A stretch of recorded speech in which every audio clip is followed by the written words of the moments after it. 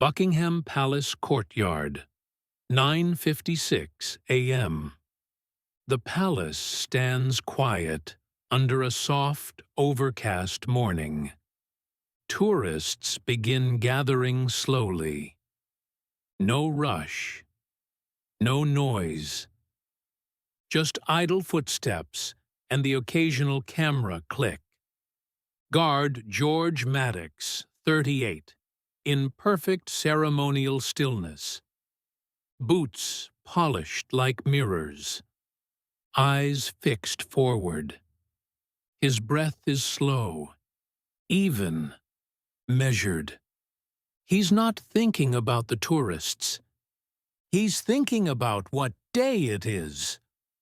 The crowd thickens.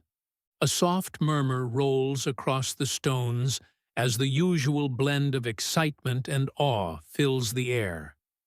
Then, at precisely 10 a.m., George hears it. Not a voice, not a shout, just the sound of worn sneakers, padding gently over concrete. Out of the corner of his eye, without turning, he sees him.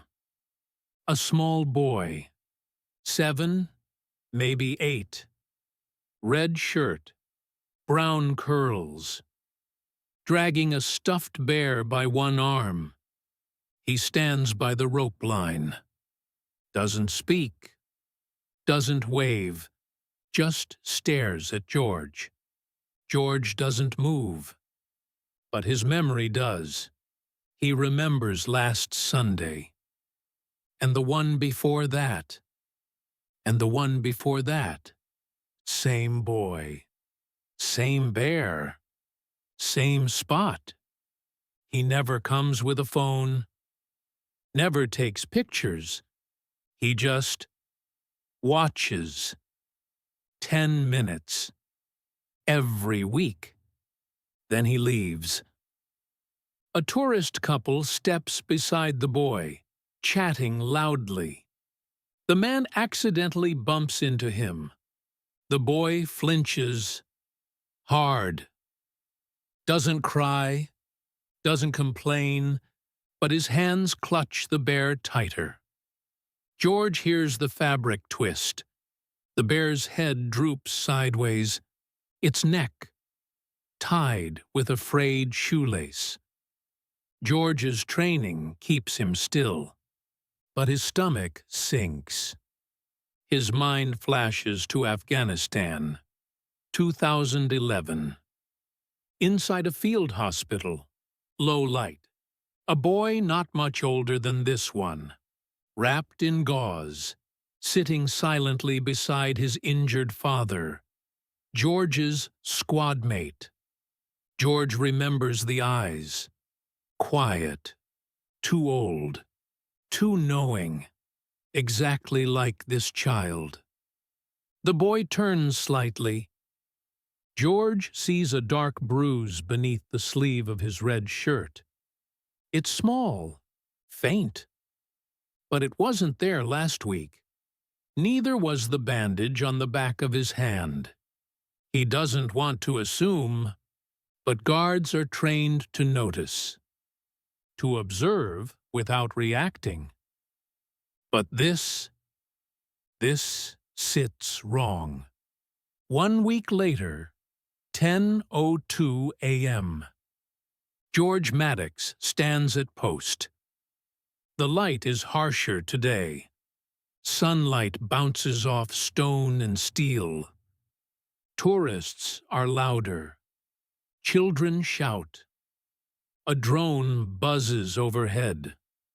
But George doesn't hear any of it, because the boy hasn't come. He scans the edges of the crowd without moving. No red shirt, no bear, no slow, silent steps. Just noise, just strangers. His pulse quickens, slightly. Later that night, in the barracks, George opens his personal locker, taped to the inside, a faded photo of a boy. Not the boy from the courtyard, his own son, taken at 5 years old, wearing a cardboard crown. Now would have been 14. Would have. He reaches into the bottom shelf and pulls out a tattered notebook. He flips to the back. Drawings. Stickers. One page reads, "Dad comes home every Sunday." George stares, swallows, and writes beneath it, "A boy came, and now he doesn't." Next Sunday. Kaalai 10:04 நிமிடம். He's back. But something's changed. He isn't alone. Beside him stands a woman. Late 20s. Pale. Thin. Eyes sharp, arms crossed. And behind them, a man. Broad, stiff. Hands in pockets. The man whispers something. The boy steps forward. The bear is missing. Instead, his hands are empty. Fists balled. And on his cheek, a fingerprint-shaped bruise. George's jaw tightens, but he doesn't move. Not yet. He watches. The boy glances up at him. Briefly, then down. The man behind him shifts. Says something again. Harsher this time. The woman places a hand on the boy's back. He flinches. George feels heat behind his eyes. But his boots stay planted. That night, George walks a quiet hallway of the palace. Stops at an office marked Welfare Liaison. He knocks once, enters. "I'm not here to file a report," he says, "but I need you to look at someone." He leaves no name, no location, just a date and a time. Sundays, Kaalai 10 mani. Then he leaves. 2 Sundays pass. No boy, no woman, no man, just crowds, laughter, phones. George stands still, but the part of him that is a father can't. His mind fills in the silence, wrongly, desperately. On the 3rd Sunday, a car pulls up quietly. Not flashy, not loud. The door opens.